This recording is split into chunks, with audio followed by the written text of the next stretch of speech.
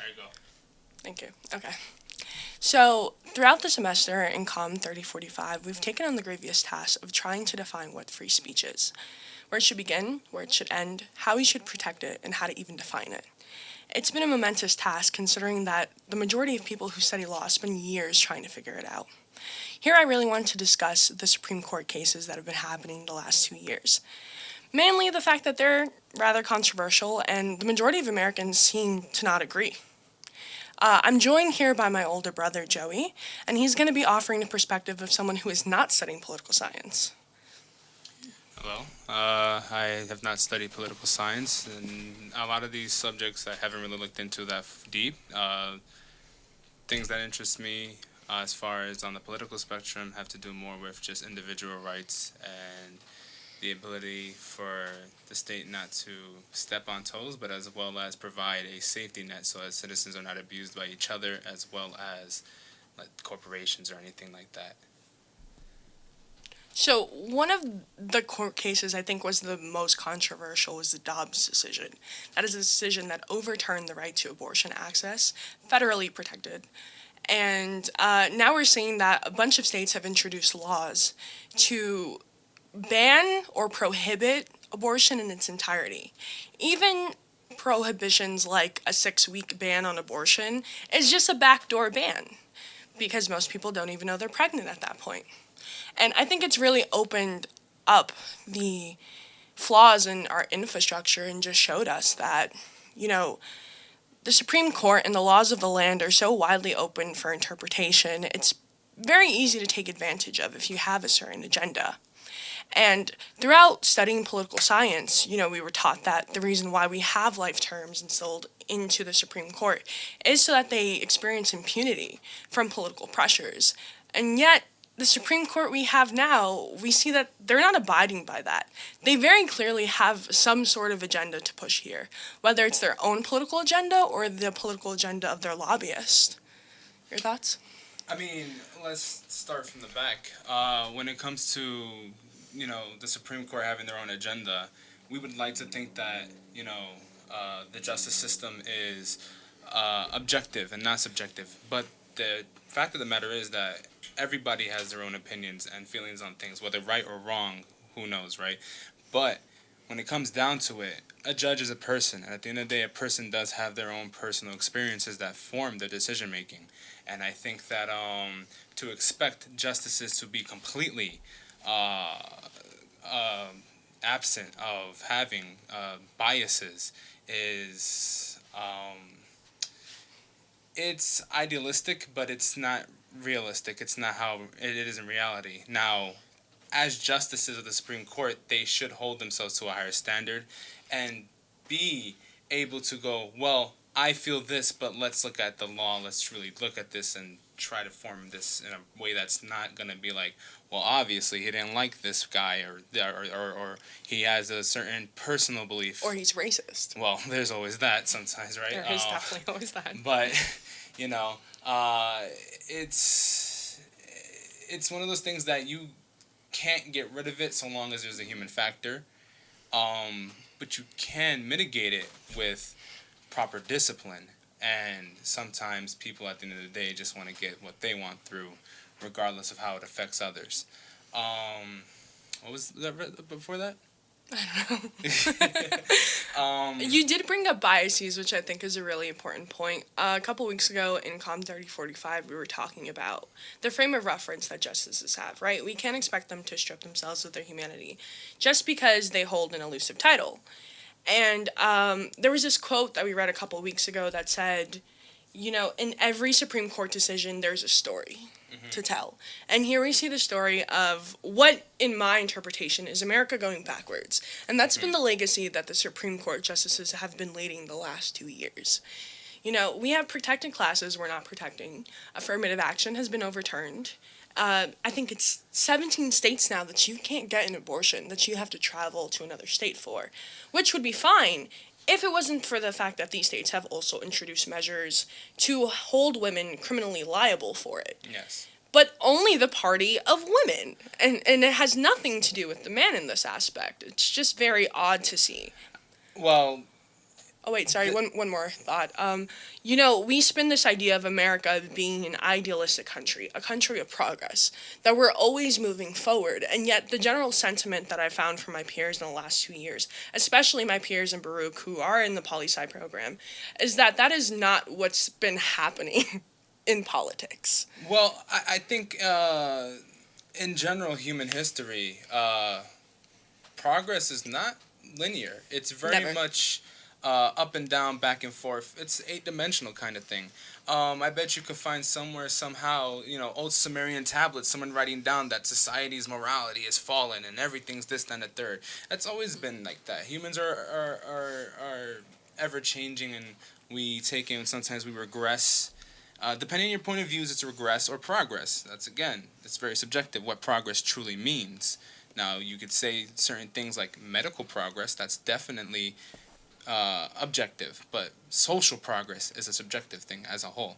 Now, when it comes down to abortion rights, that is obviously only something that really truly affects women on a bodily level, Yeah. and as well as just mentally, emotionally. These are very traumatic things to go through and also to discuss even, right?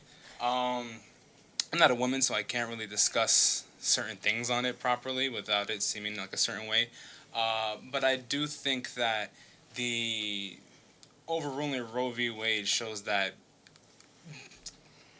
the obscurity of it towards abortion is why it doesn't really protect it truly. Like, if you had something that actually said abortion legal, there, that's it. A right? referendum. Yeah. Yes. But the thing is, the ruling wasn't about abortion, from what I remember. It was about abortion Roe v. technically. Wade was not about abortion. But it's the about, right to privacy. Exactly. It's about your rights to privacy, which we've seen is not a thing anymore. The Freedom Act turned into the Patriot Act. Very temporary powers, very much not going to stick around forever. Don't worry about it. The Super Freedom Act that's coming, don't worry about that. It happened. It'll be fine. Temporary. Nothing's permanent. The government loves giving back powers it gives itself. Don't worry. But I think that when it comes to certain things such as abortion that are very divisive matters, I think if you want to take and have people protected and being able to get these things, be able to, especially in the case of medical emergencies or rapes or remove the I've didn't really I remove the fact that it's like some people maybe have an abortion because they're not ready for it or whatever. These are their own decisions that they've made that have consequences. But people who had pregnancy thrusted upon them. Yeah. Exactly. I don't believe it's fair to them to say, well, you got to carry a child, little Susie. You're only 13, but your uncle, he really loves you, right? That's not fair. That's completely... Especially when they're children. Exactly. And I think that a lot of people are very, and this is the problem with humans, everything is gray and nuanced and everything has layers to it, and you can't approach everything with a blunt hammer fist, right? You need to take and come with a scalpel to take these different issues and really get into them and fix them if you can even, right?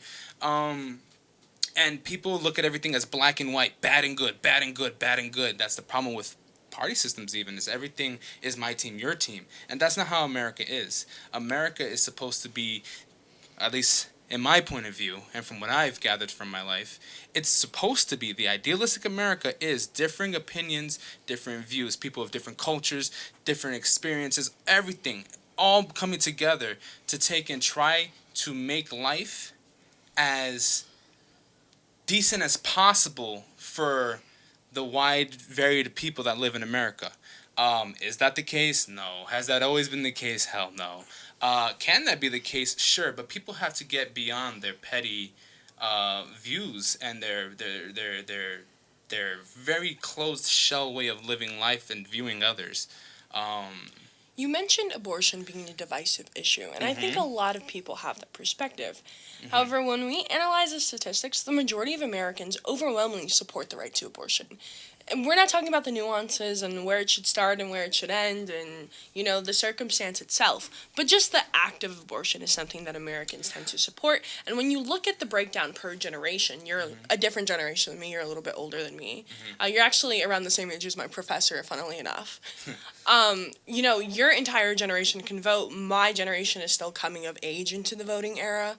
And my generation overwhelmingly supports abortion. I think it's something like 86% of us. Yes. Wait, hold on. Sorry. You've kidnapped the microphone from me. Going on the Dobbs decision specifically, I was just rereading it now.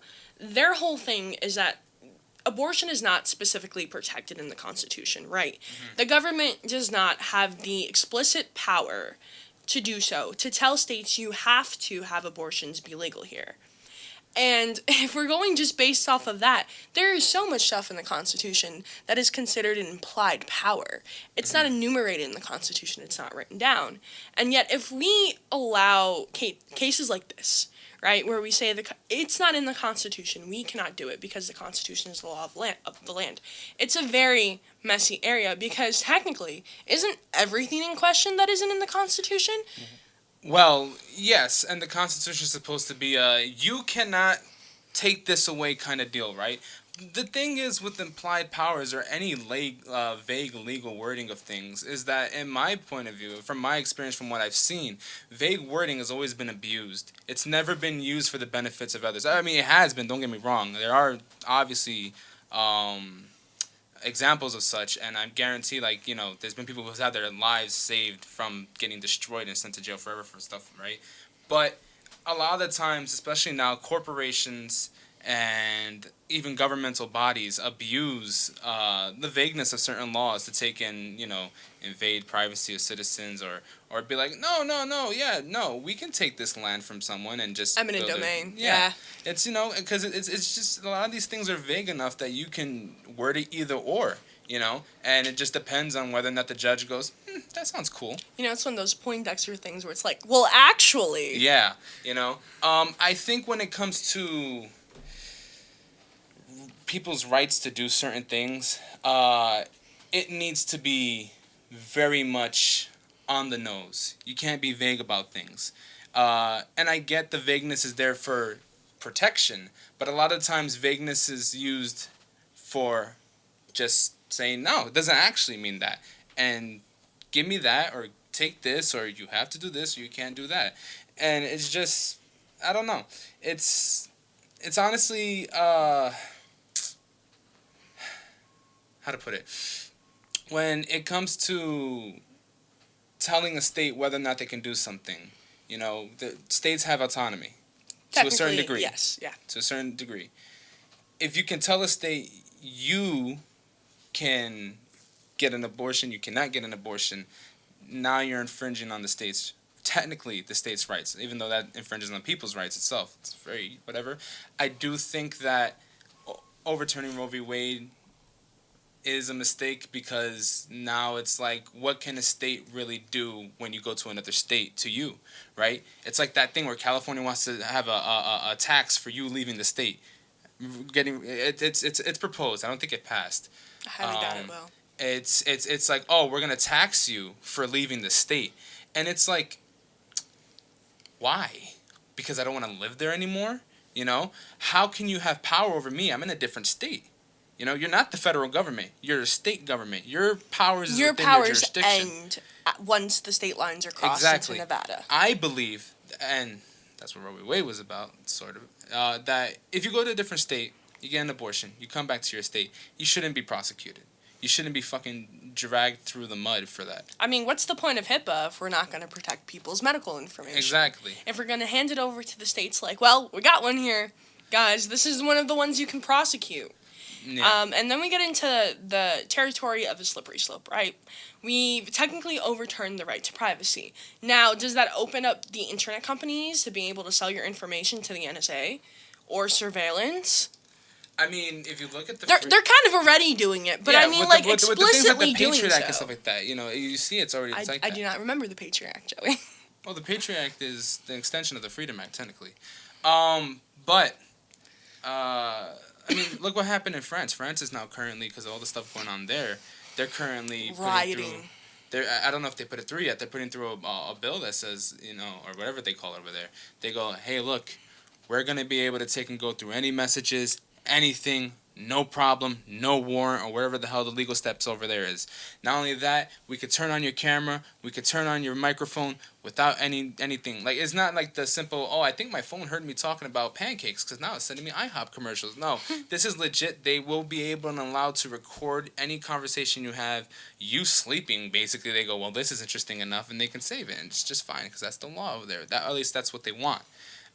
Whether that goes through, who knows? But that's the thing. It's a slippery slope. And if you let that pass, right, other governments see that and go, well, why don't we do that? Exactly. Why can't we do it? We're America. If France can do that to their people, why can't we do it to our people? Yes. And that's on a global scale, though. It's the illusion of freedom, honestly. Yeah.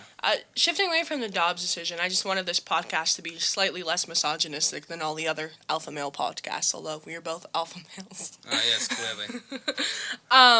Freedom of speech is what this class was primarily about. My professor posed a question today is, do you think we've done enough to protect the freedom of speech? No. Are we protecting it too much, too little? Are we just right? So, I have friends that I do not agree with on the political spectrum and other things in life, right?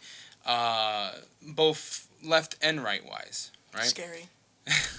And I believe you cannot stay in an echo chamber. If you're in an echo chamber or surrounded by like-minded individuals, the problem that happens is you see other forms of ideas, other ways of thinking of things. You see it as an attack on yourself. And that happens. And you can see it online. There's isolated and there's isolated cells of people, groups of people that they take. Insular communities is what they're called. Well, thank you. But they have these ideas, and it starts to snowball into very radical ideas on every side of the political spectrum, not just the far right or not just the far left. The far left, but even you have extreme centrist, right? And that within itself. How do you become an extreme centrist? Isn't that the point, that you're in the middle? You got no, but you have to understand I've seen it happen where it's like, I don't think you understand what's going on here. Yeah.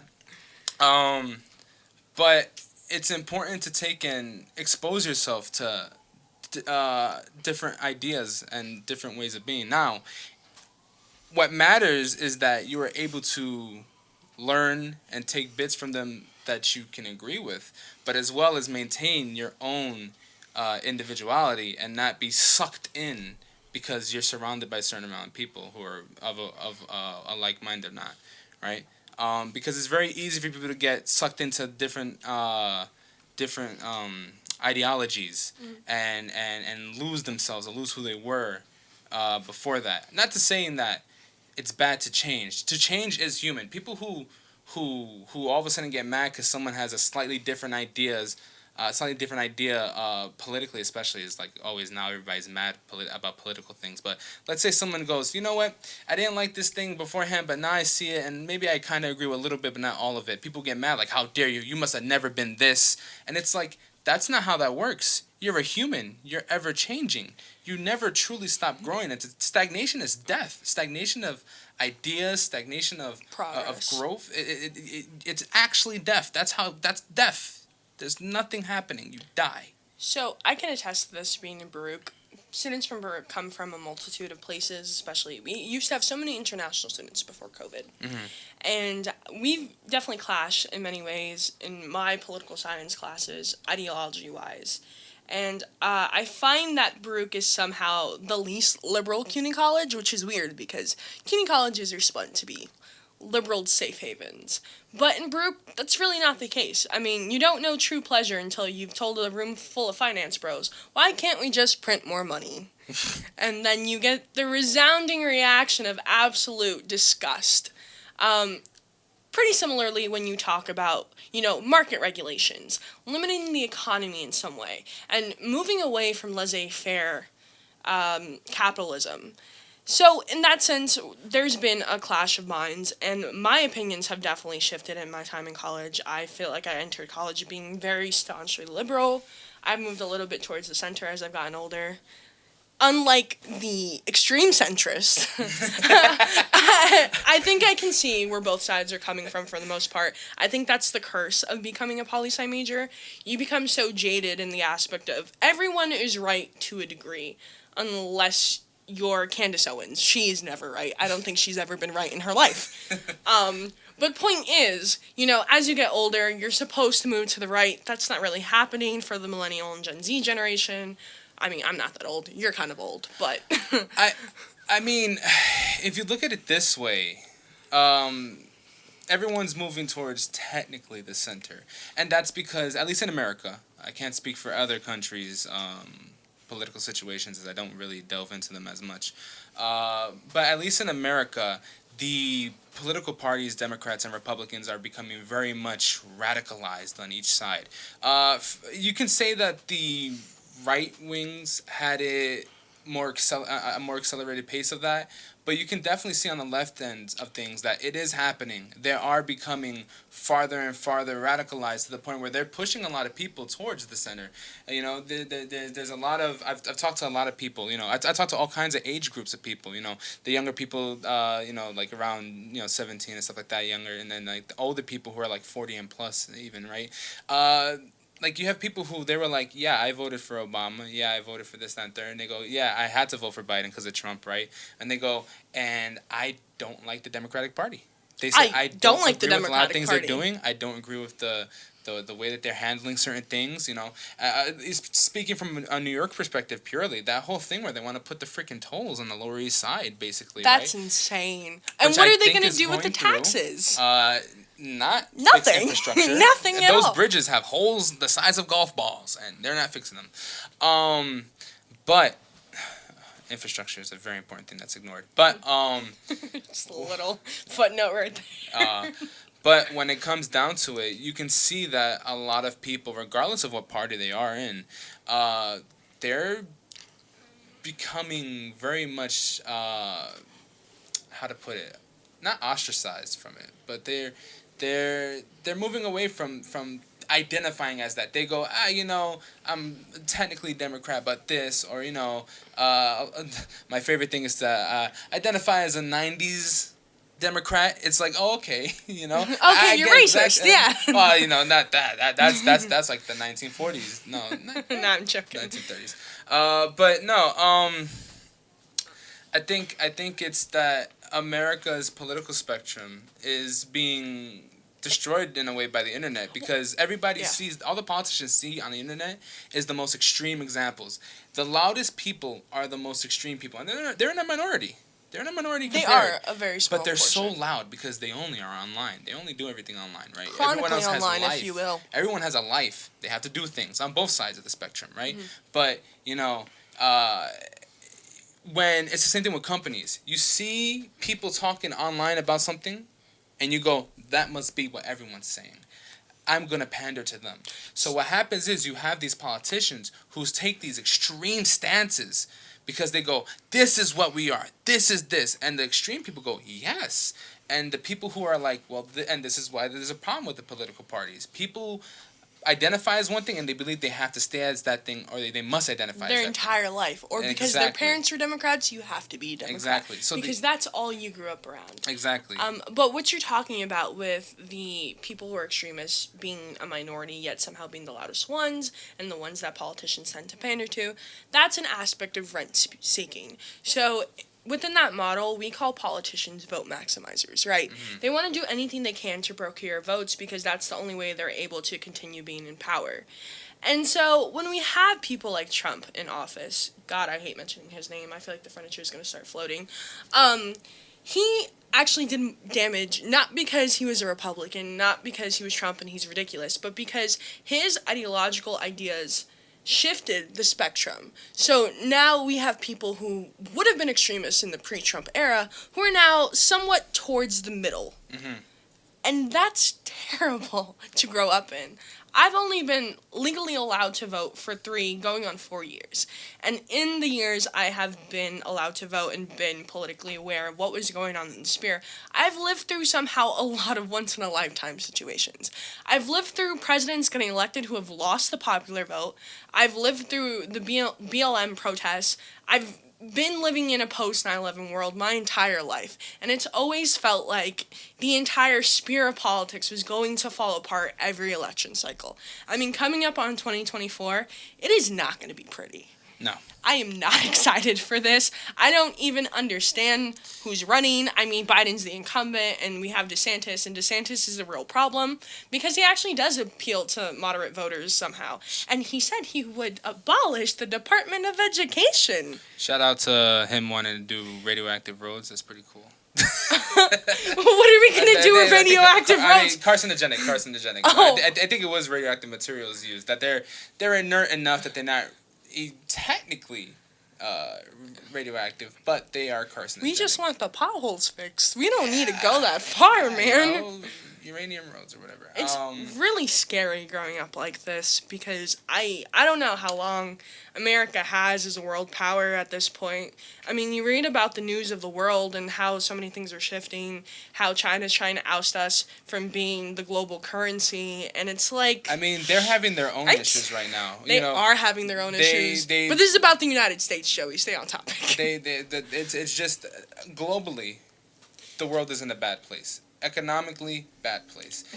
You have people making decisions and talking about things that they either aren't educated on, don't understand, or they're coming from a perspective of just completely ignoring the data. These are the decision makers, and that's the issue. As a decision maker, you should be more informed than the average American. You should know more than me if you're deciding a law, right? There's people who go, there's nothing, and look, I love alternative energy, and I think that hydrogen cars will actually be the way to go. Honda has a hydrogen combustion engine that they're coming up with.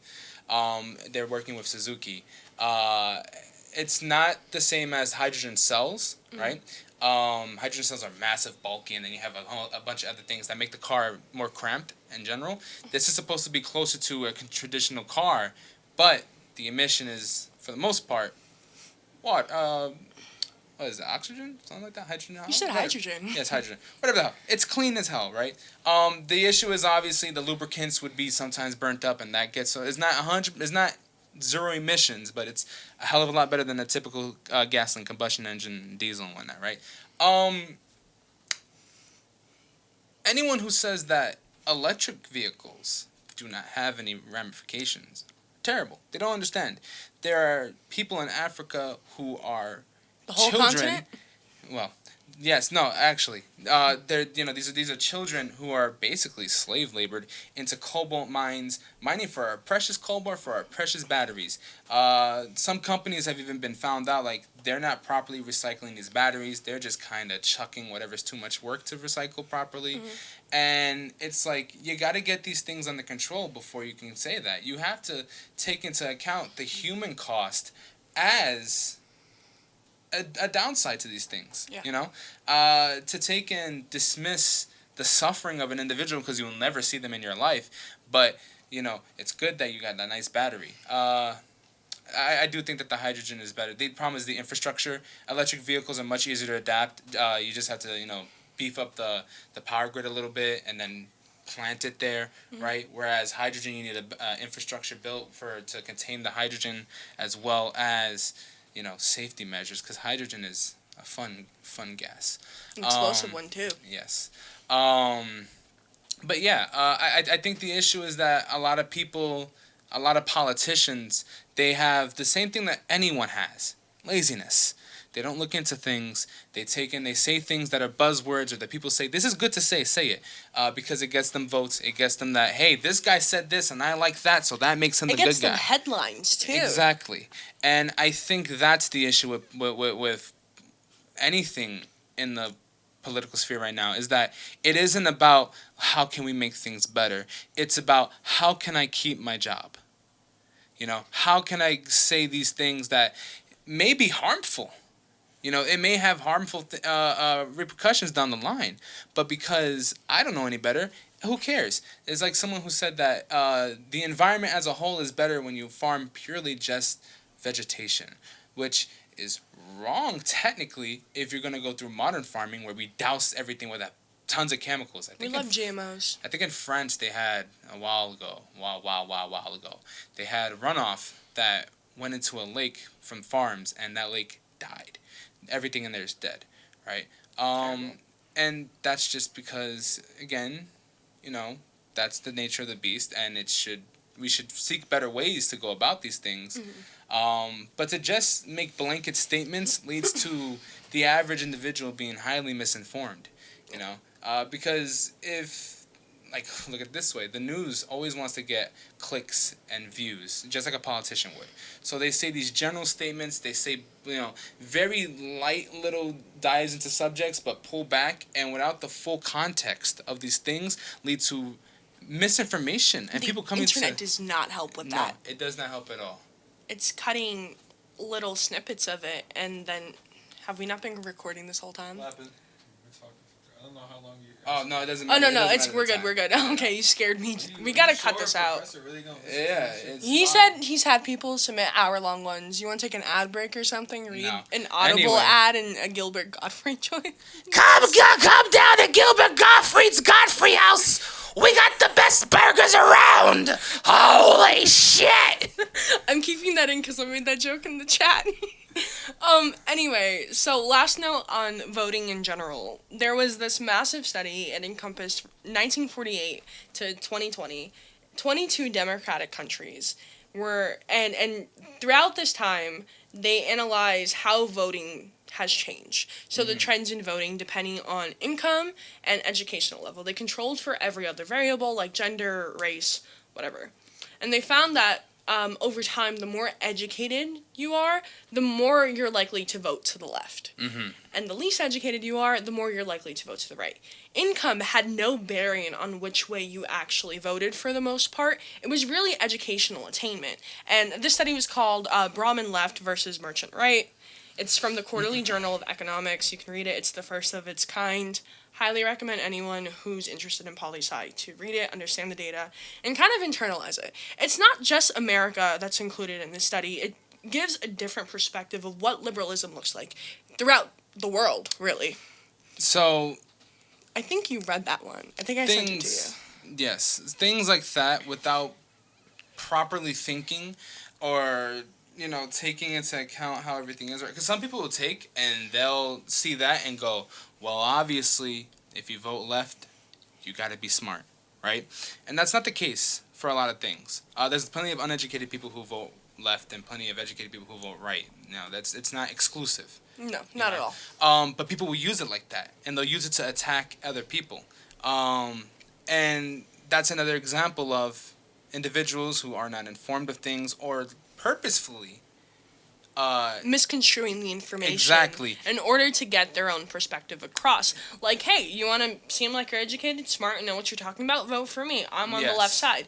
It's kind of like the way Biden was spun as being this super liberal man who's going to make sure we all have abortions at every gas station. And, we're going to make sure that everyone is poor. We're going to redistribute all the wealth. Whole time, he's a right-wing Democrat. We've only elected one sort of liberal leader, and that's going to be FDR / Teddy Roosevelt. I guess 1, 2. Depends on where you lie when you take into consideration internment camps. Yeah. On that note, which tarnished his legacy, unfortunately. To be fair. To be fair. Uh-oh. To be fair. You got to think of it this way. You just got attacked, and humans are irrational, and they grab the first thing they see that looks like the thing that He needed attacks them. something to blame, and Japanese Americans were the most convenient thing because to do. the Japanese attacked. So what do it's like how when 9/11 happened.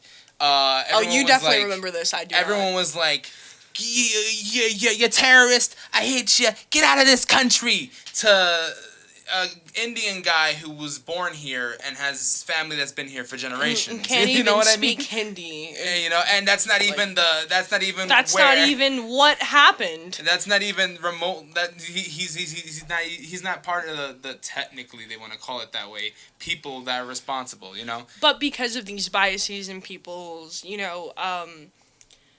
not ability really, but if your first knee-jerk reaction is to hang on to a group and find someone to blame, then you do that, and then you find things like after 9/11, Islamophobia and hate crimes on Islamic communities went up drastically, and you have people like George Bush who were able to take that and were able to launch the rest of their political careers on it. His approval ratings afterwards skyrocketed. I've never seen an approval rating that high on a president I before. mean, to be fair, have you ever seen that man make a face where he scrunches up his upper head and it all wrinkles up? He goes, America, there comes a time where you got to personificate and solidificate yourself in the shoes of the world power. And that's what I'm doing here with America. We will find those weapons of mass destruction.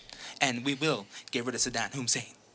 Anyway, my professor's going to enjoy that. Before we end this, just circling back to the Supreme Court, wow. They're doing a lot, and they're not doing very good with it. I mean, we've had contention with justices before. You have justices like Scalia, which were super right-wing, and then justices like RBG, who were super left-wing. And a gamer. Was she really? No, it's our Why are you making jokes? This is an assignment, Joey. Because the gaming thing, RBG. Oh, like an RPG. Haha. No, like the lights on the keyboard. Oh. I don't know what you mean. Oh, red, blue, and green? Yes, RBG. Okay, tangent aside. I don't even know where I was. You're talking about the justices. Yeah. So we've seen the ideological spectrum of the justices change many times throughout the course of human history, especially recently. You have judges like that who are still able to reach across the aisle, be friends. You have times when Scalia has dissented on something, and RBG has joined him. Two people with completely polar perspectives, and yet they're still able to find something to agree on. Now, looking at this current Supreme Court, no clue what they're doing. No clue what their actual agenda is behind all of this. All I know is, once they overturned Roe v. Wade with the Dobbs decision, now people are calling to question, like, hey, they can overturn gay marriage, technically, with that. They can overturn interracial marriages, which would be weird for Clarence Thompson to vote on because he's married to a Caucasian woman, but he would. But would it really? But you get the sentiment that he would. You get the sentiment from this current time of political history that everything is up for grabs. No one is safe. Yeah. Every community we've doubled down on protecting is not safe anymore. Mm-hmm. And it is a terrible, terrible thing to come of age into. I think it's sort of symptomatic of just America's habit, at least, say, like, post-Reagan, of it just loves to take and screw with rights and sometimes just strip them. Other times it gives them, which is good, you know. But it sucks when it strips them, and it tends to do that. And now it's to the point where it's like the justices are like, well, I want to do that too. You know what I mean? Do the justices have a limit of how many years they can serve? No, they're lifetime. Well, that should be installed. I think we should have a limit on how often Congress serves, especially that we have, you know, legacy politicians. You have people like Chuck Schumer who have held the Senate seat in New York since 1999. Do you know how long ago 1999 was? I wasn't even alive in 1999, and I'm going to be 22. Yes. And I think legacy politicians are a bad thing. It is a cancer. And it's how we got here, though. Exactly. We have these people who were born in the 1930s, 1940s, 1950s, who lived through the segregation era, who lived through Vietnam, who lived through all these mind-altering events, including eating lead paint chips, probably. You know. My favorite. A little snack. But you have all these people who obviously intentionally have biases just preconceived into them. I mean, they weren't even born in the century, and yet they're making choices that'll last the entire century. Yeah. And I think it's important to not discard ideas of individuals who are from that era, and not to discredit the value that experience their has. insight can have.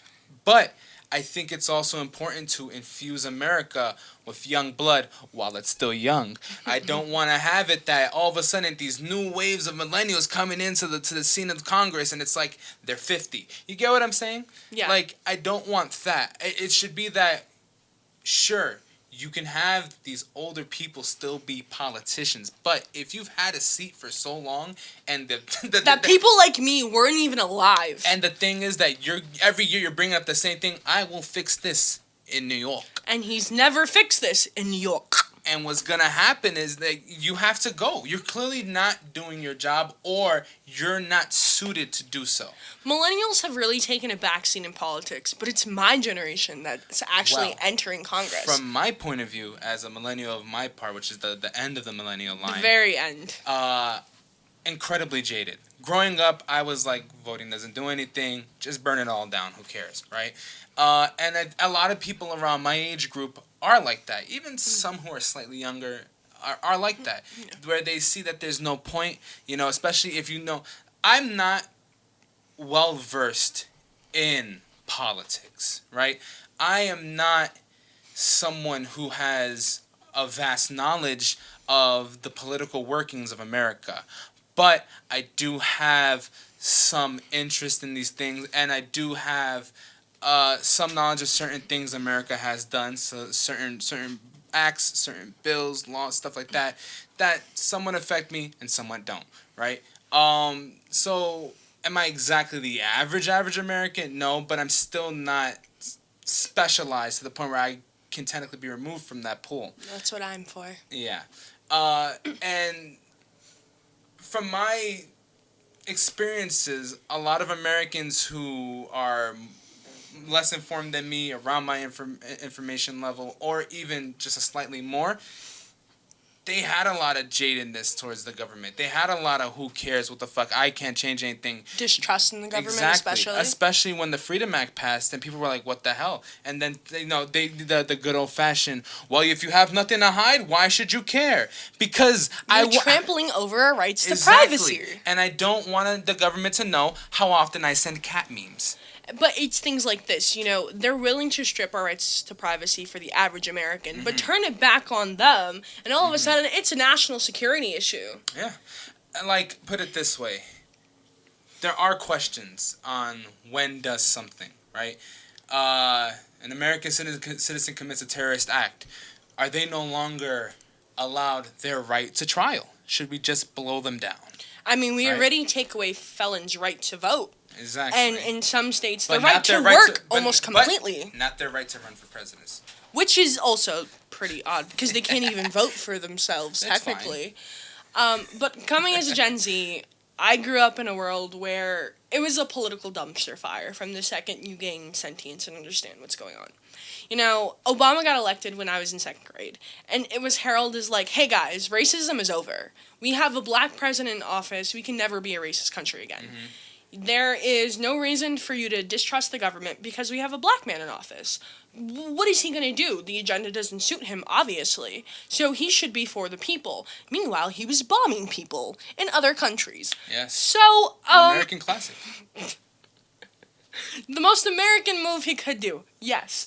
But point is, for people my age, some of which are over 18, some of which are under 18, it's a really confusing time in America right now. Yeah. We see our rights being stripped away in real time. A lot of us do not have the ability to change it.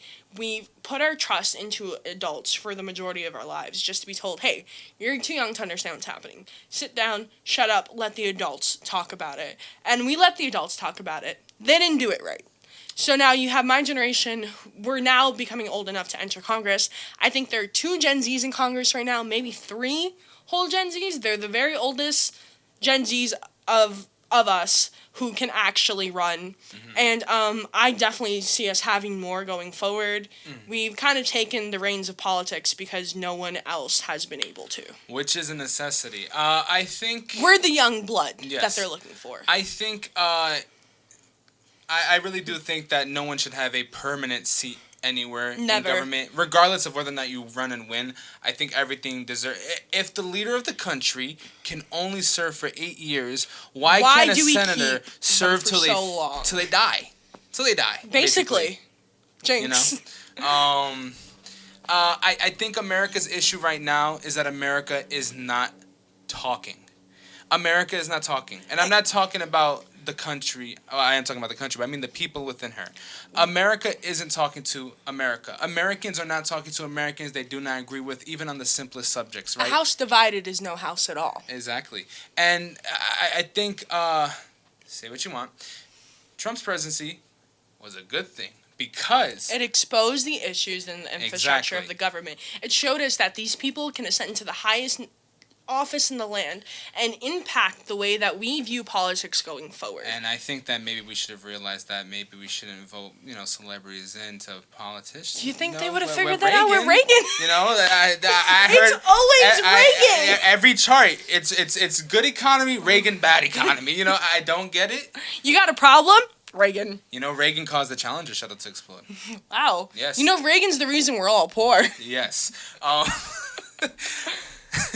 Mr. Gorbachev, bring down that Technically, wall. we can say this because this is a class about freedom of speech. Yes. And now that we've approached the 40-minute mark, I would say our right to free speech has been sufficiently exercised. Any ending notes?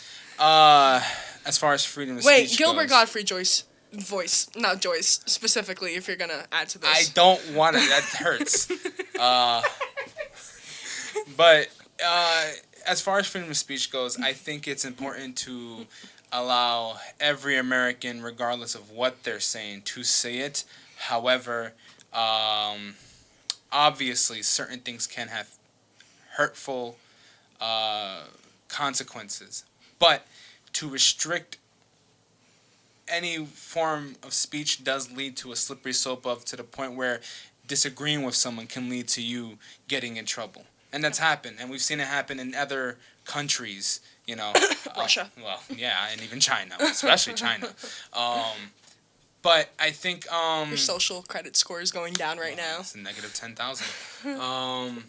But I think that when it comes down to America, we need to talk again. We need to talk to people who we don't politically agree with, we don't socially agree with, that are differing backgrounds, because you cannot fix the country just being mad at each other.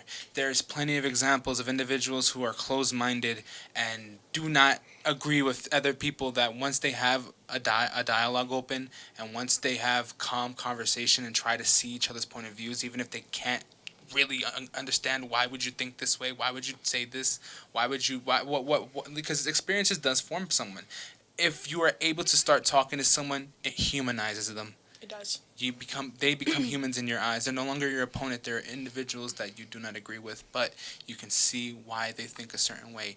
And once you start making that sort of approach towards the country, you can actually start to fix the country, at least on the human level.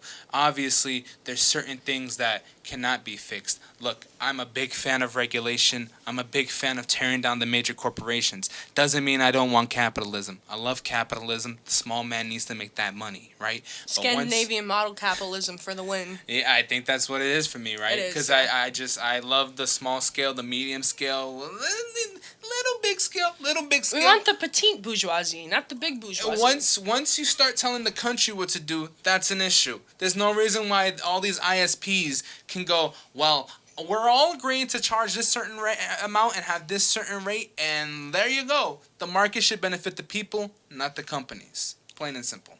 As society changes, we're going to see the limits on free speech change, naturally. Obviously, when the Constitution was created and the government was conceived, there was no internet. There was no Twitter. Artificial intelligence. Yo, scary. But there's no tweets criticizing the president. George Washington owned slaves. No one believed him, which is something that actually happened to me in a Baruch class from a professor, FYI. But point is, we're an ever-evolving society. Mm-hmm. To pretend we're not, and that free speech is always going to stay the exact same within the same parameters, is ridiculous. Yes. And I just don't believe that the current Supreme Court echoes the sentiments of progress that we've made throughout my life. abortion was legal my whole life up until very recently. And it's a really weird world to live in, where we now live in the post-Roe v. Wade era, and you're hearing all these stories of women who have almost died, who can no longer have children because they were denied medical access. And we do this in what they claim is the world's greatest country, the wealthiest country in the world, and yet our streets are marred with homeless people with drug addictions and people who cannot afford to have their own apartments even though they work 3 jobs. There's people in California that they make 6 digits and 6-figure jobs, and they're living in tents, and that's a failure of local government. It is. That is a failure of local government. That is a result of either corruption, incompetency, a lack of care, even, right? As well as a lot of the times when politicians do something, they don't really think it out all the way, or they look at how can it benefit me, right? And they pass laws or whatever the hell that, when they do, it brings more problems actually forward because of what they've done. And sometimes it doesn't even fix the original issue.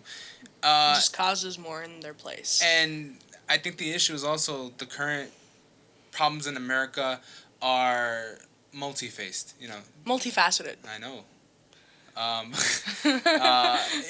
It's complex, and you need to take in and have... Which is why we need people from all sides to get together. A multi-vectored attack against these things. You can't take and approach one... And that's the issue. If you look at a lot of things currently that has messed up America, is a lot of these, at least as far as